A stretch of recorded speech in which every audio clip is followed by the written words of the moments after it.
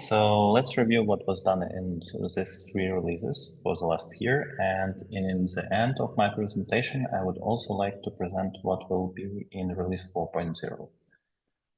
So let's start with the new widgets. As you probably know, we are moving to simplify all the widgets and especially simplifying their configuration. So in the recent releases, we were working on the state, by, radar, and polar charts. So we have basically done the same thing as we did with the line charts. We have completely redesigned the configuration flow, so it will be much easier. Next, we also redesigned the digital gauge, so it supports basically all the same features, including animation, but you can configure any of the digital gauge within the one widget configuration. So just select the type and then configure other settings. So next we have created the label cards, and we have created, they are very useful if you want just to show the label on the dashboard or the label and the corresponding value. And also we have created a widget that is able to display notifications, user notifications, not in the bell sign in the top right corner of the screen, but on the dashboard.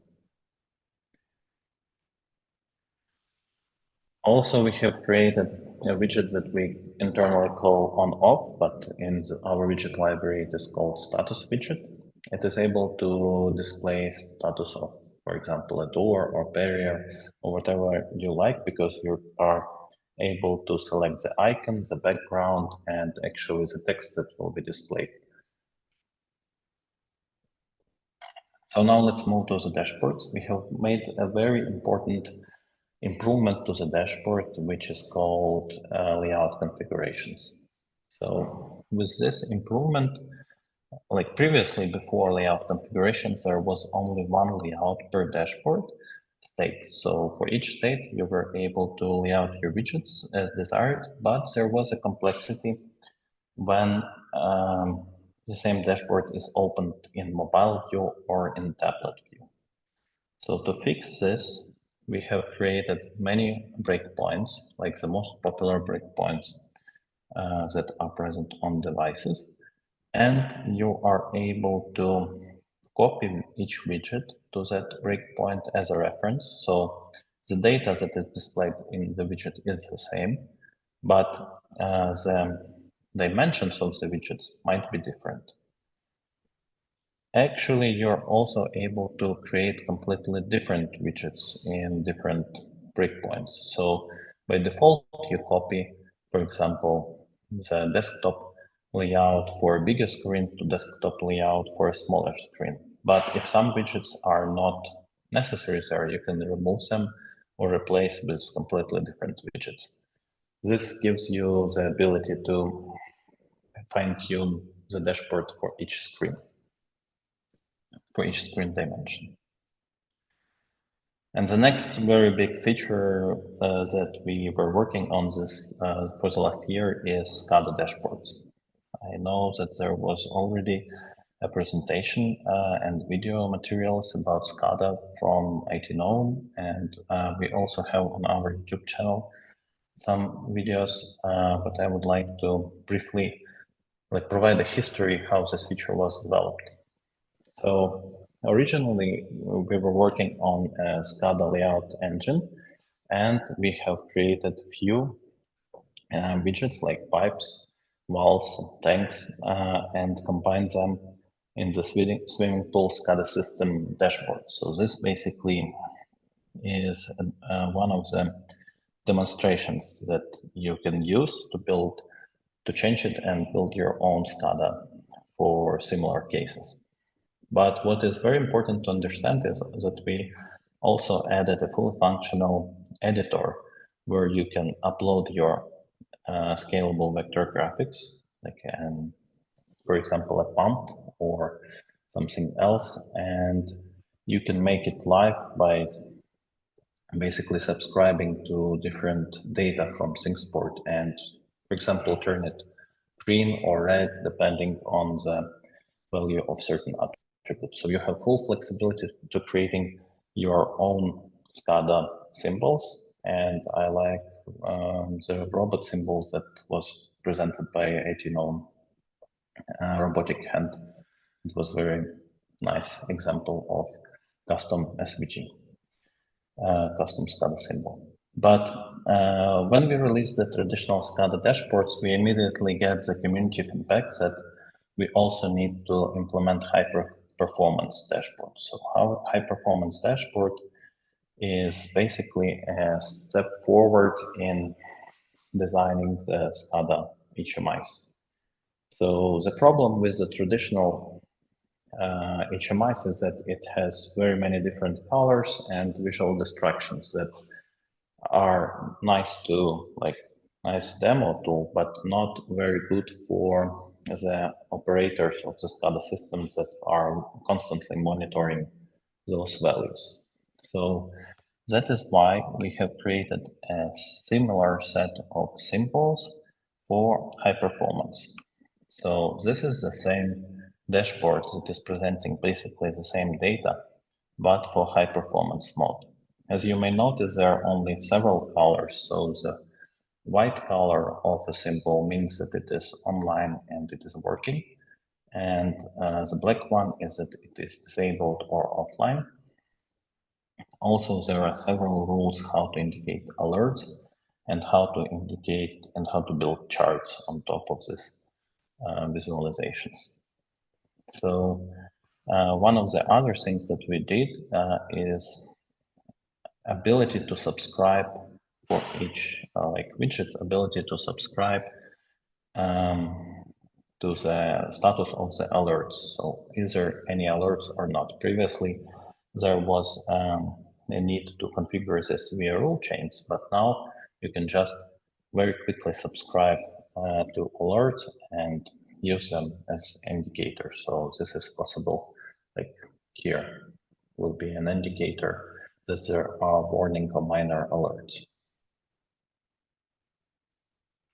So we have done also a lot of work in terms of mobile apps.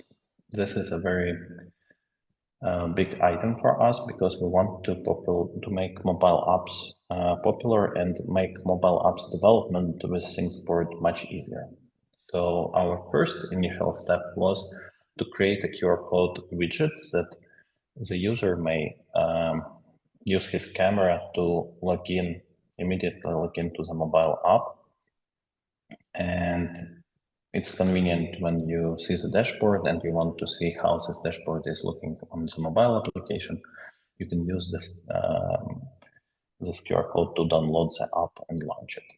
And we made much more steps forward because we have introduced Mobile Center in the recent releases. And we are now allowing you to control all the menus and all the content of the application remotely.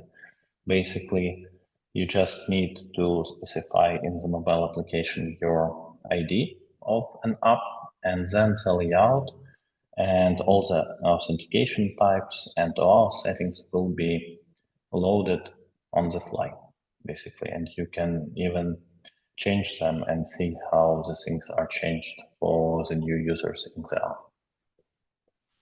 Let me know if you have any questions on this topic, and I will continue basically to other news. So we have done a lot of things also in terms of white labeling to simplify the configurations. So one of the big simplification was the localization support. So the users that are using ThingsBoard for a while, they may remember that there was previously only a JSON editor for the custom translation, and it was quite inconvenient to configure the localization tags and create new tags. So it was actually painful. We must really admit this. And now things are much more easier. So now you have a nice editor where you can configure or change some of the localization text. You may create new text, and which is one of the most important features is that you can add new languages on the fly. So right now there is approximately 30 languages in the custom translation that were provided by our community, and the translation doesn't cover all the text. We plan to use some AI tools to complete the translation for existing languages, but you can add more languages. Basically, if you have customers in different countries, you can add the missing languages very easily. We have also simplified and added more features to the custom menus. So previously, it was also possible to edit via JSON, but now we have a nice user interface where you can configure what kind of menu items you would like to display and what kind of menu items you would like to hide. You can also add custom menu items. For example, you may completely hide everything from the left menus that you see on ThingsBoard instance and only add few of your dashboards there. So this is called custom menus, items that you may assign them to certain specific users or to all users, depending on their scope. So for example, you may create a custom menu for tenants, but you can also create custom menus for the end users. And you may assign different menus based on the list of users or based on the list of customers. For one customers, you may have one menu, and for others, you may have another menus. So these items that I mentioned till now are well covered in our documentation, and you may just see how things works by browsing the docs. One of the big, not very noticeable from the front end, but big items that we have provided single storage for domains and a single place where you manage domains on a tenant level. So once you provision those domains, you may use them in our settings, in mobile apps, and in other places where you need them. So there is a list of smaller improvements that I would like to highlight just with the timing. How much time do we have? So one of the improvements that I would like to add is about the data converters library. So you may know that we have integrations with a lot of systems, especially LoRaWAN and Sigfox and some of the NB-IoT systems. So you can use integrations, for example, with Laureate, ChipStack, the Things networks, and other network servers. But there were no converters library, so each time you needed to create your own converter, and that was a subject of improvement, and we have created an open source repository of the devices and their converters, where you can basically any of the vendor can add their own converters. So we have created this library recently, but there were already contributions from the device vendors, and we have created our own added few bigger vendors. And right now the library has more than 100 devices and more than 500 converters. The reason why converters are much more than devices is because we are adding we're adding separate converter per each of the network server. So for example, for ChirpStack, you have one converter, and for Laureate, you have another converter. So this is an ongoing work. We are extending this library, and we are welcome the contributions from device manufacturers and integrator companies to enrich this library. We have also created a JavaScript library.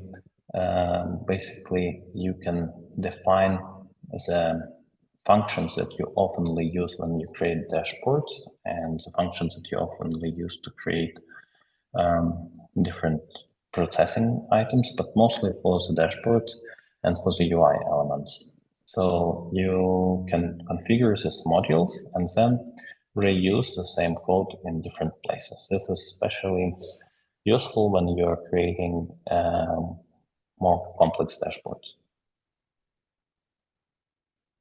Also, we have created a gateway management dashboard. It is now a separate item in our left menu, and it is basically, it may update on the fly. So we are adding dashboard features, and they are periodically synchronized when ThingsBoard instance is running. It is periodically synchronized, so we can improve those dashboards per different releases of ThingsBoard, and the updates will be applied automatically once per 24 hours. So you will receive your updates. If you don't want to receive an update, or if you want to create your own gateway dashboards, it's also possible by configuring ThingsBoard instance to use your repository for the dashboard instead of default one.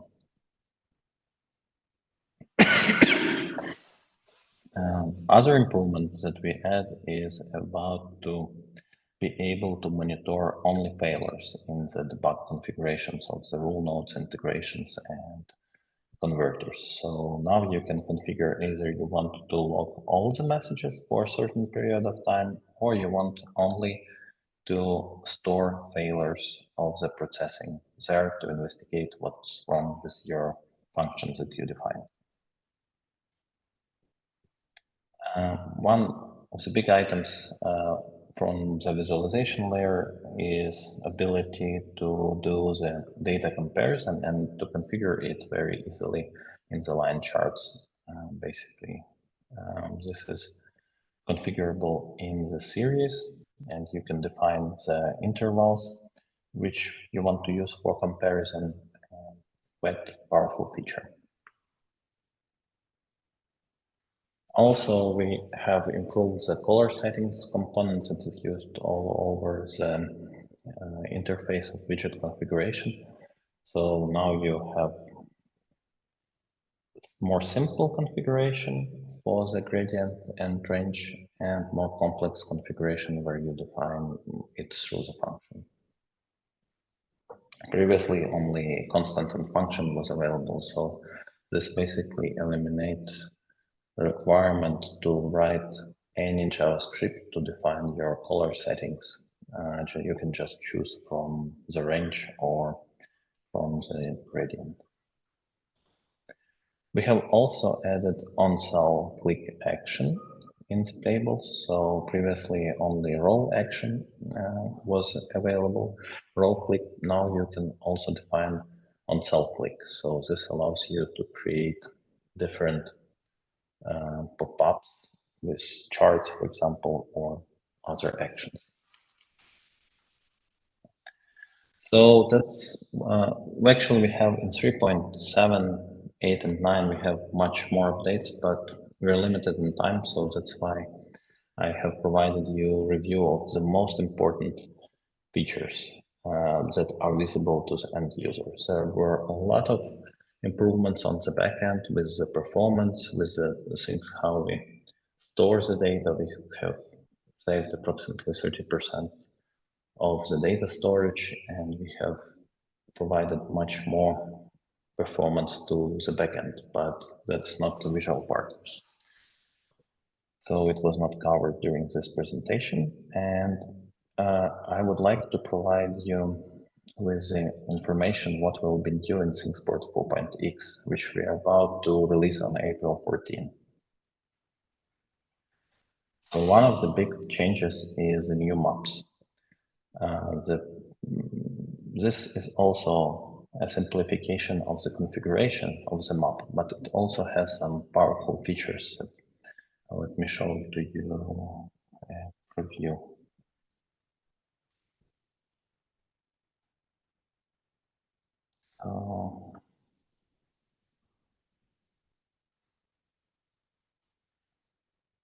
We have refactored our solution templates to demonstrate the new maps and to use the new maps.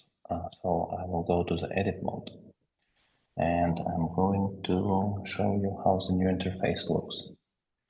So everything now is organized by groups. You have the ability to configure map type.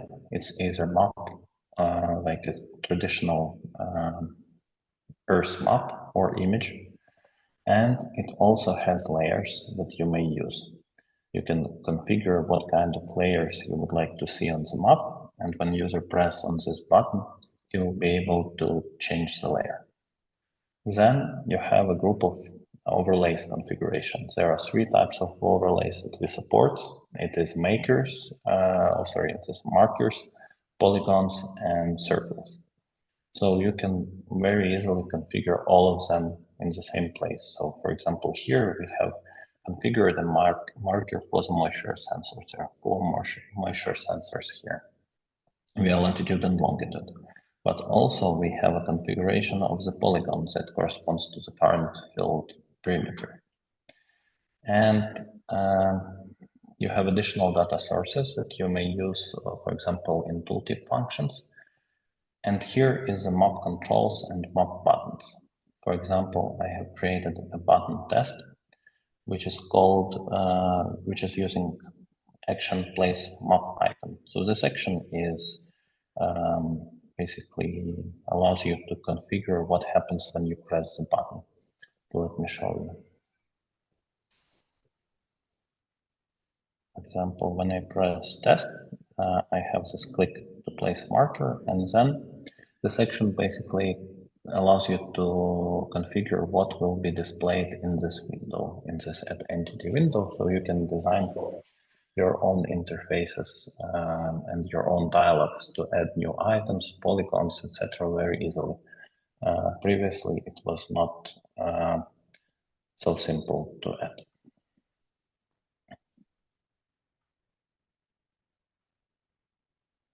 So to summarize, the map configuration is much well organized now, and it has much more features. So you can configure a lot of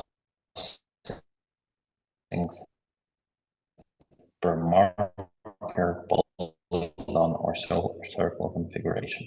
They will still work in the dashboards, but we recommend to change your existing dashboards and improve them to transition using new map widgets because they are much more feature rich and easier to support and configure. So that's one big item that was a lot of work basically. The other one is that we are presenting oil and gas drilling SCADA system. So let me show it to you. This will be a new template, SCADA oil and gas drilling system that contains new symbols and basically, let's go to the dashboard. So this is how it looks like. You're able to switch between drilling rig, preventer, and other components of the system. We have created also an emulator, but we're still working to publish this emulator so you can have a live view of the system. We also plan in 4.0 to release the energy SCADA system. So the energy system will have new components like batteries, solar panels, obviously generators and turbines. And it will also be an example of how to use ThingsBoard to create SCADA systems for energy sector. So you can use it for simple systems like battery management of a local home, or more complex and bigger systems for plants and other consumers.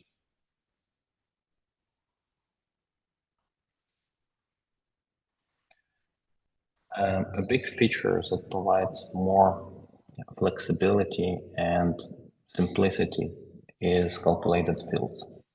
So many of you may know that we have calculated field in trends, and these calculated fields are something native in ThingsBoard. So we don't need trends to use those calculated fields, but they are a little bit simpler because they don't have prediction. For example, they are only for processing the current values. So let me show you how they look like.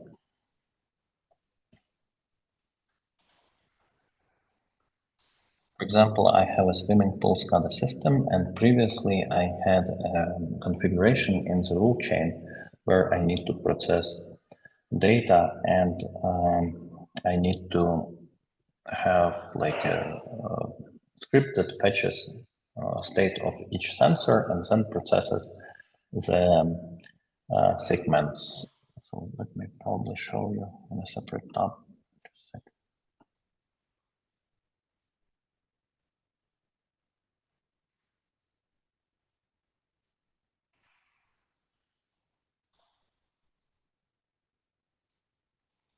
So for example, here, in the traditional view, it's easier to see.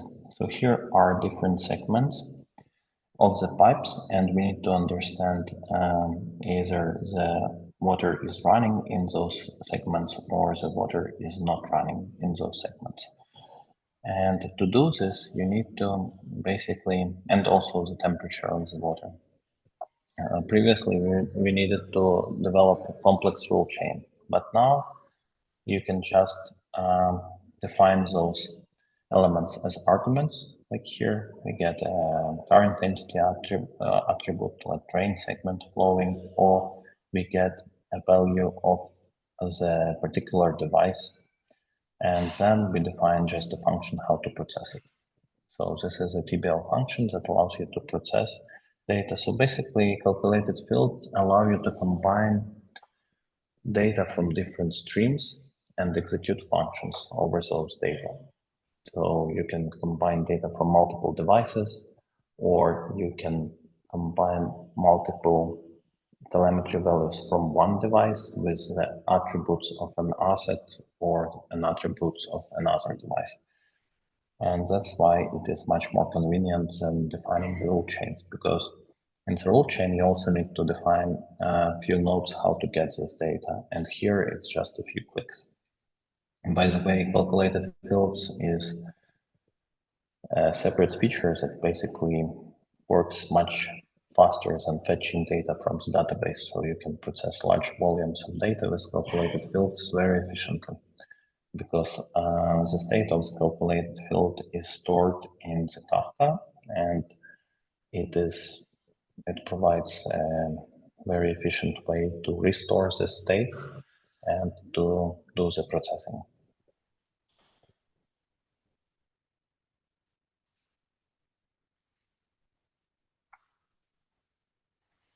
We are also, as you probably noticed during my presentation, I was talking about 100 of devices that we support and 500 converters there. Because we needed to define different functions for different, basically for different LoRaWAN network servers or other integration types. But we decided to separate the wrapper and the information that is provided that is specific to a particular network server from the data that arrives from the device itself. And that's how we are able to use the same decoder for different, basically for different integration types, the same function. And the converter itself now is more like a click and drag and drop approach. So you only need to define the function that extracts the data from the bytes that arrive from the device. And all other types like entity type, device name, and customer name, you're able to select from the tags that are automatically populated depending on the integration type.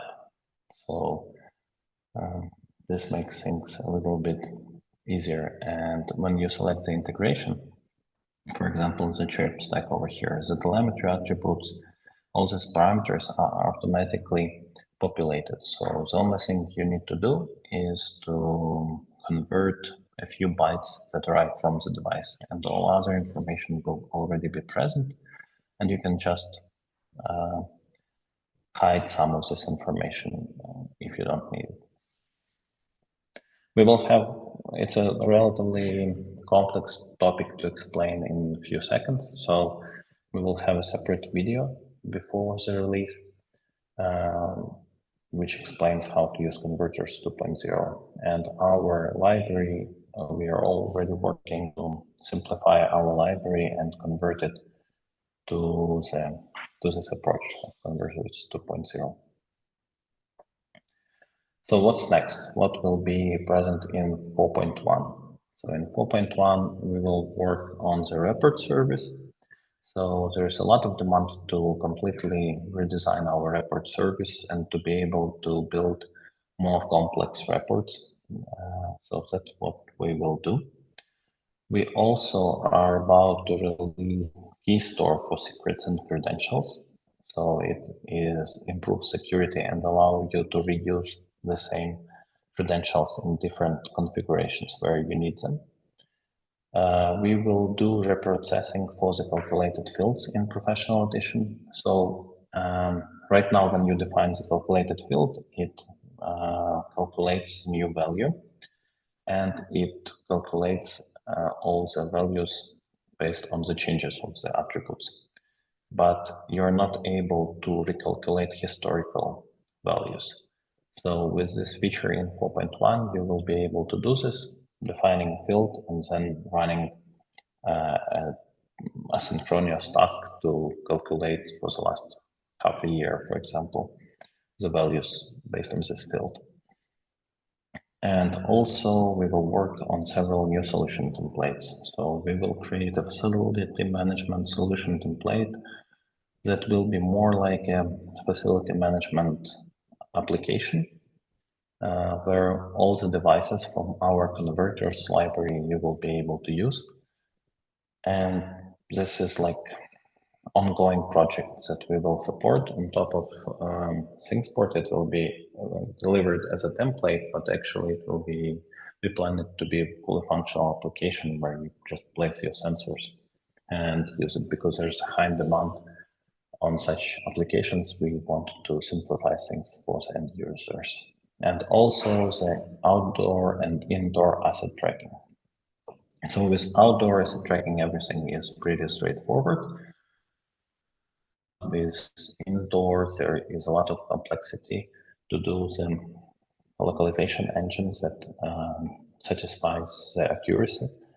So we will start with the outdoor tracking and then we'll move to the indoor tracking. But we expect those solution templates to be ready in the next release. And of course, we will work on more SCADA symbols and more SCADA templates as well.